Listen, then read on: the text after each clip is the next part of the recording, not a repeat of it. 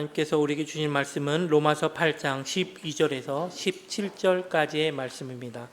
로마서 8장 12절에서 17절까지의 말씀입니다. 그러므로 형제들아 우리가 빚진 자로 돼 육신에게 져서 육신대로 살 것이 아니니라. 너희가 육신대로 살면 반드시 죽을 것이로되 영으로서 몸의 행실을 죽이면 살리니 무릇 하나님의 영으로 인도함을 받는 사람은 곧 하나님의 아들이라. 너희는 다시 무서워하는 종의 영을 받지 아니하고 양자의 영을 받았으므로 우리가 아빠 아버지라고 부르짖느니라.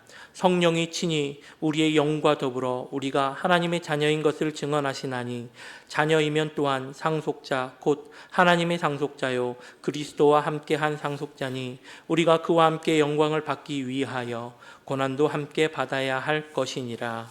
아멘. 사도행전에서 예수님의 제자들은 성령을 받은 후 완전히 다른 사람이 되고 또 놀라운 일들을 행하였습니다. 성령이 말하게 하심을 따라 다른 언어들로 말하였고 또 한 번 설교로 3,000명이나 되는 사람들이 세례를 받고 또 예수님을 믿었습니다. 나면서 못 걸었던 사람을 일으켜 걷게 하였고 또 그들을 협박하는 사내들인 공회 앞에서 담대하게 예수님을 그리스도로 선포하였습니다. 또 성령은 바울을 적극적으로 인도하셨습니다. 특히 사도행전 16장을 보면 성령은 바울이 아시아에서 말씀을 전하지 못하게 막으셨고 또 무시아 앞에서 비두니아로 가고자 할 때도 또 그런 바울을 막았습니다. 그리고 마게도냐 사람이 마게도냐로 건너와서 우리를 도우라는 환상을 통해서 바울 일행이 전혀 생각해보지 않았던 뜻밖의 장소로 가게 하셨습니다. 그래서 이런 말씀들을 보면서 우리는 성령을 우리를 변화시킬 뿐 아니라 그 이후에 우리의 삶을 다 강권해서 주관하시는 분으로 여깁니다. 또 성령을 받기만 하면 모든 일이 저절로 또 자연스럽게 이루어질 것처럼 여기기까지 합니다. 그러나 그런 모습이 일반적이진 않습니다. 모든 사람이 성령을 받고 그렇게 행하지는 않습니다. 오히려 우리 중 태반은 언제 어디에서 어떻게 성령을 받았는지조차 모릅니다. 다만 고린도전서 12장 3절에서 성령으로 아니하고서는 누구든지 예수를 주시라 할 수 없다 하는 말씀에 따라서 오늘 예수님을 주로 고백하는 것을 성령 받은 증거로 알고 또 믿을 뿐입니다. 그러니까 나를 이리로 이끌고 또 저리로 내모는 성령을 경험하지는 못합니다. 그러나 성령을 찾고 구할 때에 우리는 예수님을 바라볼 수 있습니다. 그 성령을 통해서 예수님 안에 나타난 하나님의 사랑을 경험하고 예수님처럼 살아갈 수 있습니다.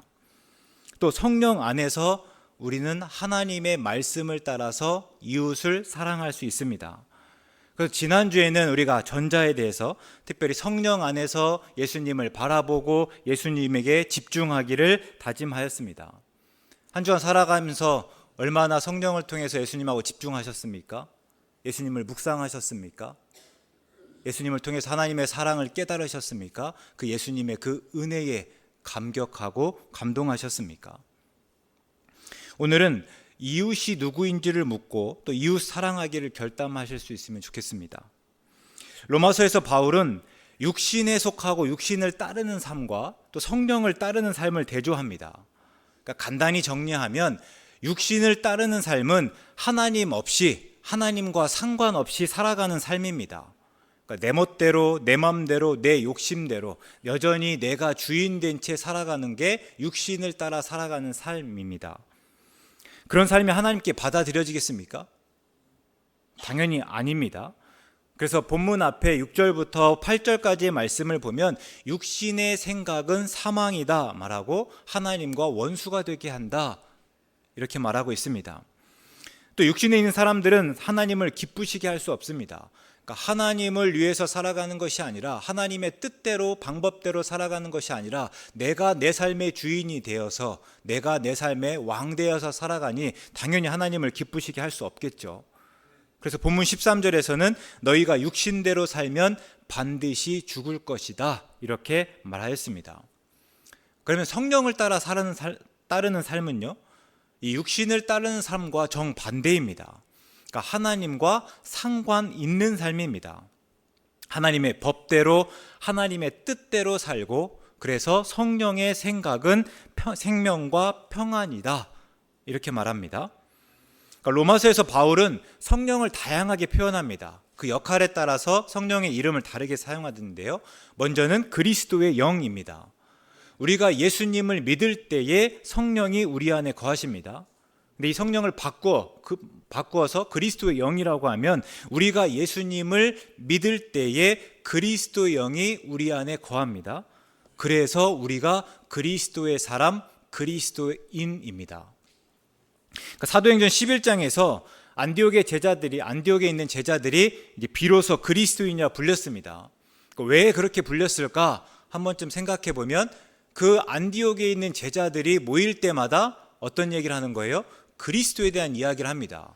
모일 때마다 그리스도를 이야기하다 보니까 다른 사람들이 그들을 그리스도인이라 이렇게 이야기하게 되었다는 거죠.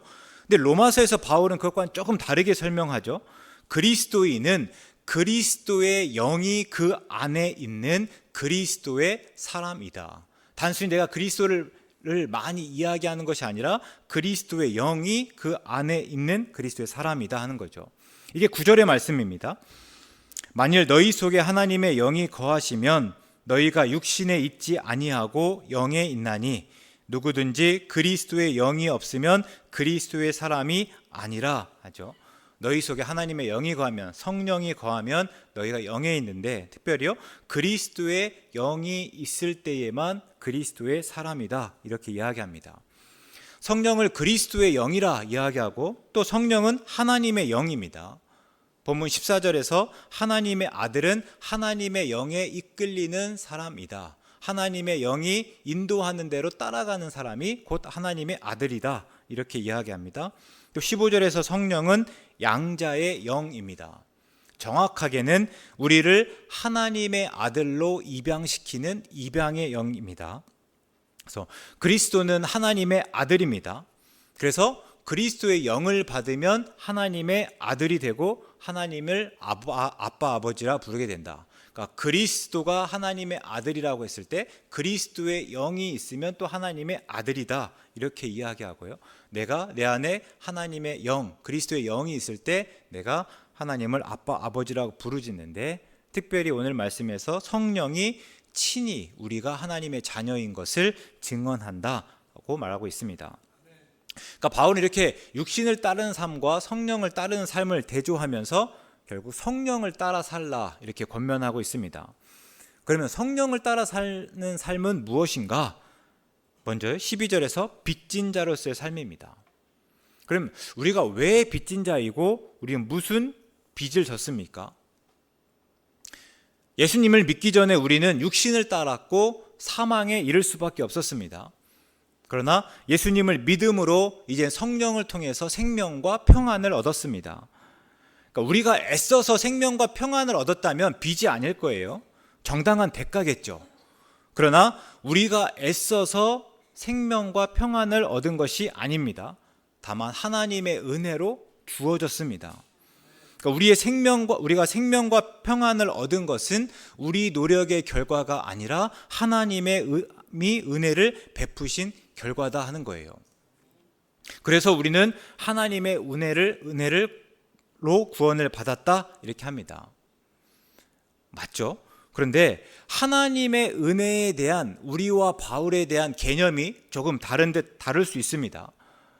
우리는 은혜를 보답을 바라지 않고 주는 선물로 이해합니다. 그러다 보니까 하나님의 은혜에 보답하지 않아도 되는 것처럼 생각하죠. 그래서 하나님의 은혜를 받았지만 그 이후의 삶에는 별다른 관심을 보이지 않습니다. 왜요? 우리는 보답하지 않아도 되니까.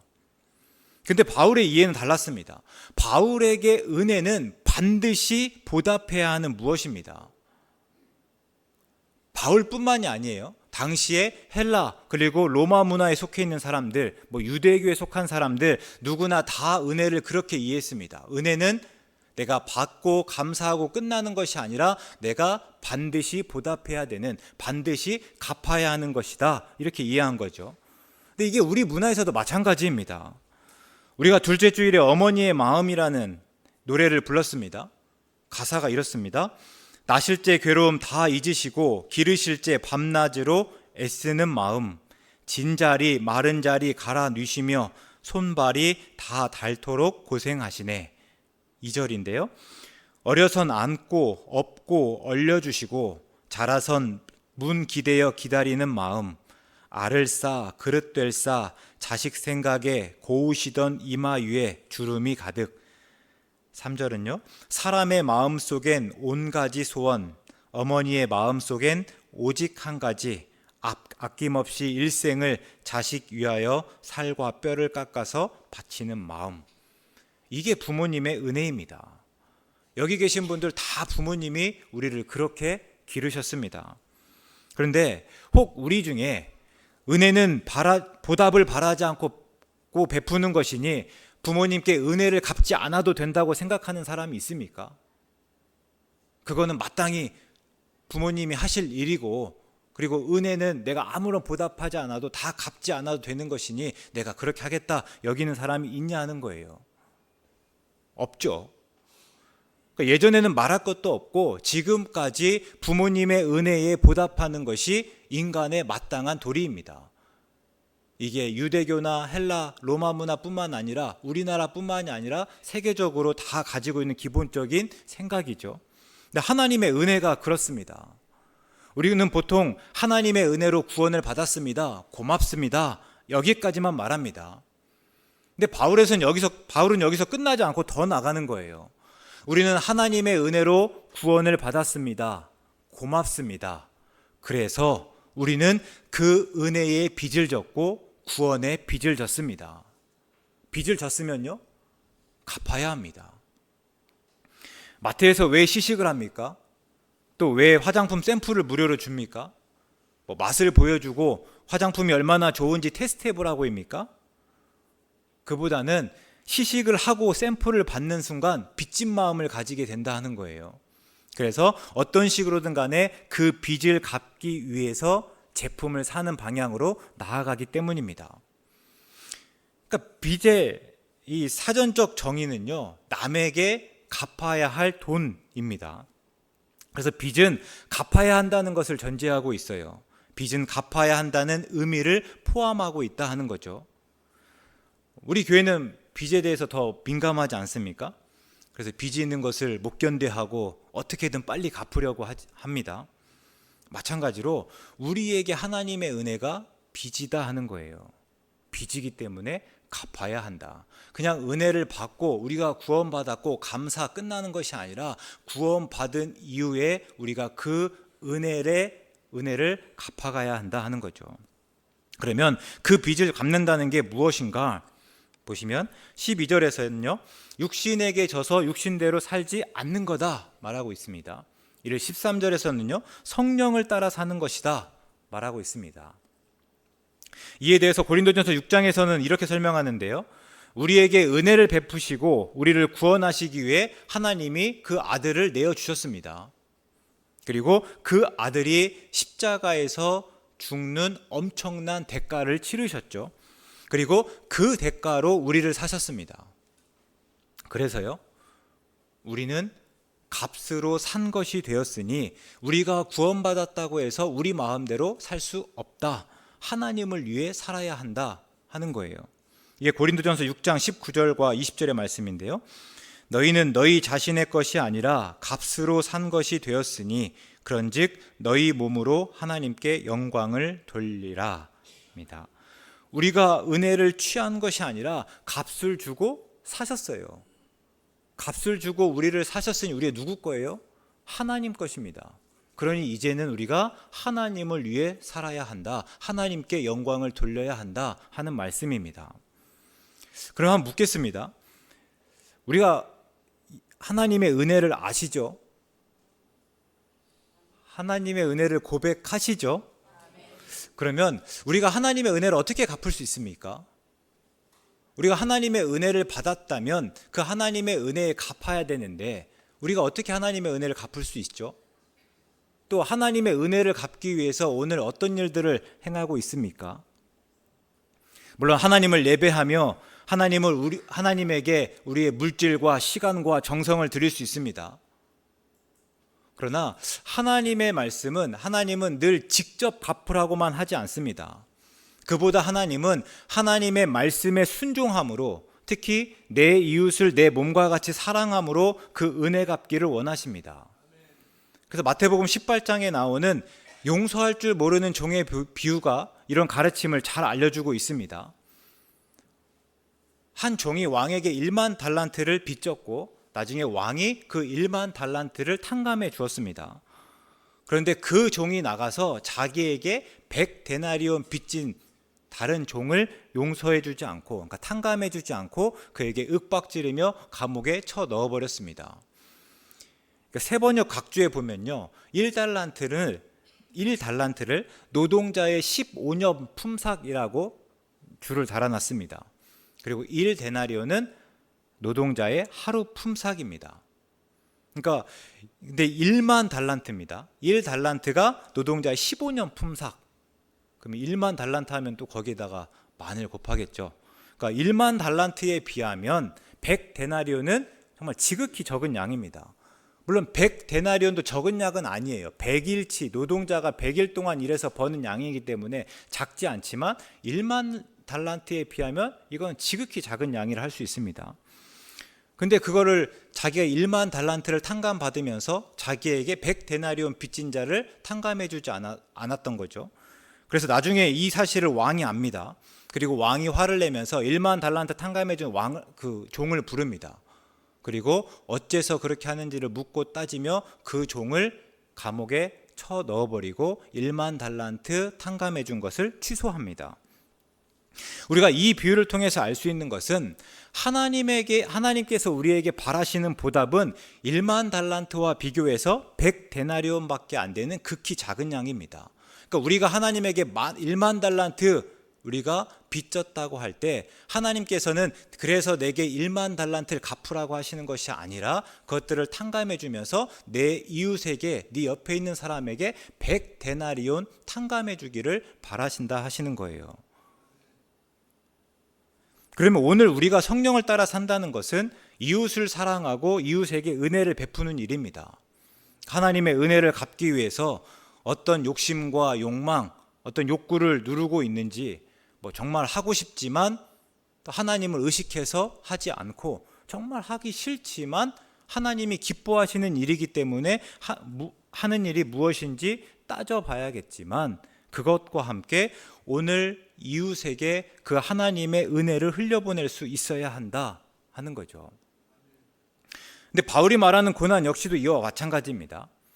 앞에서 말한 대로 우리는 성령을 통해서 하나님의 자녀가 되었습니다.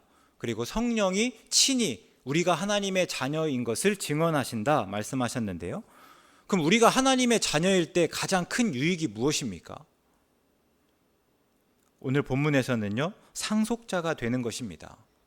그래서 17절의 말씀을 보시면 자녀이면 또한 상속자, 곧 하나님의 상속자요 그리스도와 함께한 상속자다 말하고 있습니다. 그러니까 우리가 성령, 그러니까 그리스도의 영을 받고 하나님의 자녀가 되었으니 그리스도와 함께 상속을 받는다 하는 말씀이고, 이때 상속은 곧 구원입니다. 그런데 바울의 의도는 이 구원의 원리, 구원의 과정을 설명하는 것은 아닙니다. 구원을 받기 위해서 고난을 받아야 한다 하는 것을 말하기 위해서예요. 그래서 17절 하반절에 보시면 우리가 그와 함께 영광을 받기 위하여 고난도 함께 받아야 할 것이니라 말하고 있습니다. 그러니까 구원을 받기 위해서는 고난도 함께 받아야 한다. 우리가 읽은 개역개정에서는 그냥 풀어서 평서문으로 번역했습니다. 근데 본래는 조건문이에요. 그래서 자녀이면 또한 상속자이고 그리스도와 함께한 상속자다. 그리고 이유를 새한글 성경으로 읽으면 참으로 우리가 영광을 함께 누리기 위해 고난도 함께 받는다면 말이다. 이렇게 이야기하고 있습니다. 그러니까 우리가 고난을 받는다면 우리가 그리스도와 함께한 상속자일 수 있다 하는 거예요. 뒤집어 말하면요, 우리가 고난을 받지 않는다면 우리는 그리스도와 함께한 상속자가 아니다 하는 이야기예요. 즉 고난이 그리스도와 함께 상속자가 되는 중요한 조건이 되는 거예요. 우리가 영광을 받기 위해 고난을 함께 받는다면 우리가 그리스도와 함께 상속자가 될 수 있습니다 하는 이야기예요. 그러니까 고난이 굉장히 중요하죠. 이런 고난에 대해서는 성경 여기저기에서 설명하고 있습니다. 성령으로 살 때 우리는 어떤 식으로든 간에 고난을 받을 수밖에 없다 말하고 있어요. 그래서 요한은 그 고난을 세상이 우리를 미워하는 것이라고 했습니다. 요한복음에서도 요한 1서에서도 계속해서 하는 이야기는 우리가 예수님을 믿을 때에 세상은 우리를 미워할 거다. 세상이 예수님을 미워했던 것처럼 예수님 믿는 우리를 미워할 거다. 이렇게 이야기하고 있습니다. 그러면서 우리 지난번에 살펴봤던 거는요, 그래서 요한복음에서 출교를 이야기하죠. 예수님을 그리스도로 고백하는 사람은 출교하기로 작정하고 더 나아가서 그들에게 해코지하고 그들을 죽이기로까지 결정합니다. 그러면서 예수님께서 계속해서 하시는 말씀은 너희는 세상에 있지만 세상에 속하지 말라, 이런 말씀들을 하시죠. 또 베드로는요, 우리를 연단하려고 오는 불시험이라고 했습니다. 그러니까 우리가 예수님을 믿고 살아갈 때 우리를 연단하기 위해 오는 불시험이 있다라고 이야기하는 거죠. 근데 바울은 다만 우리가 고난을 받는다, 거기서 끝나지 않습니다. 고난을 받아야만 그리스도와 함께한 상속자가 된다, 이렇게 이야기하는 거죠. 그럴 때 우리에게 고난은 무엇입니까? 오늘 우리가 그리스도를 믿는다는 이유로 세상이 우리를 미워합니까? 우리를 박해하고 핍박합니까? 아니면 성령으로 살면서 불편하신 게 있습니까? 오늘 내가 그리스도를 믿고 성령으로 살다 보니까 영 불편하고 세상 속에서 어려움들을 겪는 일들이 있습니까? 만약 그런 게 있다면 그게 무엇이죠? 저도 곰곰이 생각해 보는데 별로 없습니다. 왜 그런가 하면요, 아마도 바울의 시대 혹은 초대교회 상황과 지금이 많이 달라졌기 때문일 수 있습니다. 그리스도를 믿는다는 이유로 우리가 직접적인 고난을 겪는 일이 거의 없습니다. 물론 여전히 그리스도를 믿는 것 때문에 가정 안에서 여러 가지 갈등이 있고 불편을 겪는 분들이 있습니다. 또 세계적으로 보면 어떤 나라에서는 그리스도를 믿는다는 이유로 박해를 받고 여러 가지 불이익을 당하기도 하죠. 그런데 일반적이진 않습니다. 오늘 우리 모두가 예수 그리스도를 믿는다는 이유로 그런 어려움을 겪지는 않는다 하는 거예요. 그러면 오늘 우리에게 고난은 무엇입니까? 그 고난이 있을 때에만 그리스도와 함께 상속자가 된다고 하는데, 성령으로 살면서 마주하는 불편은 무엇이고 또 무엇이어야 합니까? 우리가 성령의 열매를 맺는다 하니까요, 그럼 성령의 열매를 한번 떠올려 보겠습니다. 성령의 열매는 사랑과 희락과 화평과 오래 참음과 자비와 양성과 충성과 온유와 절제입니다. 이 성령의 열매들, 그러니까 성령으로 따라 살아갈 때 우리가 맺는 열매들을 보면요, 다 다른 사람들과의 관계를 나타냅니다. 그러니까 다른 사람들과의 관계에서 나타나는 것들이죠. 그럴 때 성령으로 살면서 우리가 겪는 고난은 다른 사람과의 관계일 수 있습니다. 다른 사람을 어떻게 대하고 다른 사람에게 어떻게 행하는지의 문제입니다. 그러니까 다른 사람들과 함께 하면서 내 멋대로 내 마음대로 하지 않고 내 욕심을 부리지 않고 나를 주장하지 않으면서 하나님의 은혜를 흘려보내는 일, 이게 오늘 우리가 성령으로 따라 살아가면서 겪을 수 있는 고난 중에 하나입니다. 지난주 한 권사님으로부터 제가 뜻밖의 선물을 받았습니다.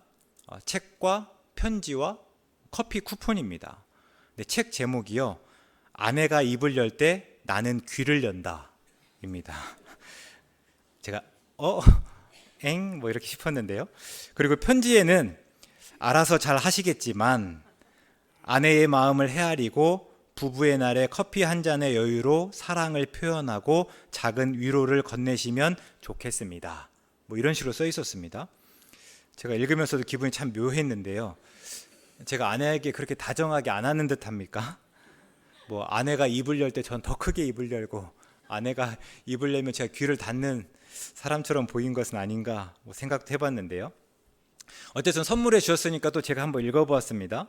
그러니까 일상에서 겪은 일들을 간단하게 나누는 지극히 가벼운 책입니다. 그런데 거기서 저자가 계속 반복해서 하는 말이 있는데요. 많은 경우에 갈등의 이유는 사랑받으려고 하는 데 있다라는 말이에요. 그러니까 사랑해야 되는데 사랑받으려고 하다 보니까 때로는 자존심이 상하고 또 억울하고 화가 나고 싸운다 하는 말입니다. 그러고 생각해 보니까 그래요.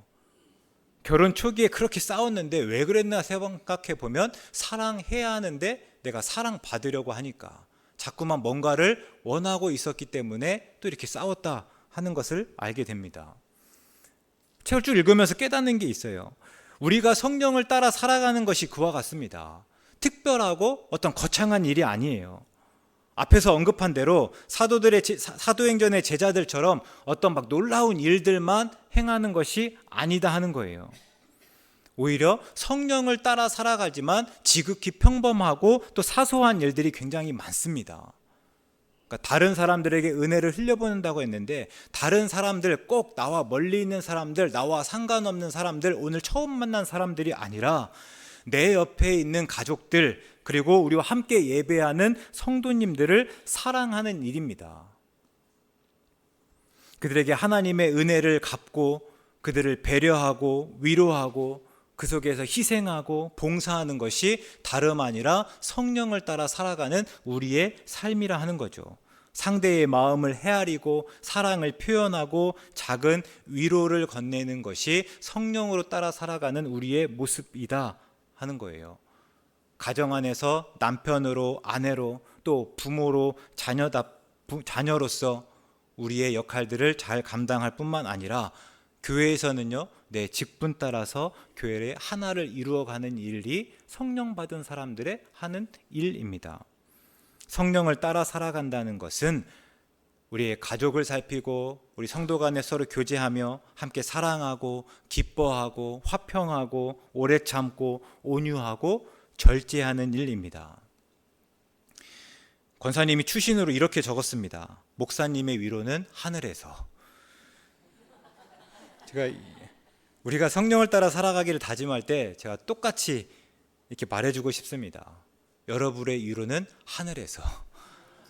오늘 이 땅에서 성령을 따라 살아가면서 다른 사람들을 더 많이 위로해주고 사랑해주고 참아주고 그들을 격려하시고 그렇게 살아갈 때 그 모든 위로는요, 우리가 하늘에서 받을 수 있기 바랍니다. 이게 오늘 본문 넘어가는데 18절의 말씀이에요. 생각하건대 현재의 고난은 장차 우리에게 나타날 영광과 비교할 수 없도다. 성령을 따라 이웃을 사랑하고 심지어 가족을 사랑하는 일조차 때로는 우리에게 고난이고 불편할 때가 참 많습니다. 그러나 그것들을 인내하며 우리의 은혜를 흘려줄 때, 사랑받으려고 하기보다 사랑할 때 장차 우리에게 나타날 영광은 말할 수 없이 크다는 것을 말하고 있습니다. 우리가 성령으로 이웃을 바라보시고 이웃에게 집중하시고 이웃을 사랑하면서 그 영광 기대하실 수 있길 바랍니다. 이제 가정의 달 마지막쯤이 있는데요. 오늘 가정 안에서 우리가 성령으로 따라 살아가기를 다짐하며 서로가 서로를 이해하고 서로의 작은 일에도 크게 반응하며 서로를 보듬어 줄 수 있는 우리 모두 되시기를 주의 이름으로 축원합니다. 하나님, 우리는 때로 성령을 오해하고 성령의 특정한 모습을 전체로 아는 우를 범합니다. 그래서 우리의 일상에서 성령을 의식하지 못하고 성령을 따라 살지 못할 때가 있습니다. 이제 우리 이웃, 우리 주위 사람을 바라보고 작지만 그들에게 은혜를 베품으로 하나님의 은혜에 보답하겠습니다. 사랑받기보다 사랑하며 살겠습니다. 우리를 도와주시옵소서. 예수님의 이름으로 기도드립니다. 아멘.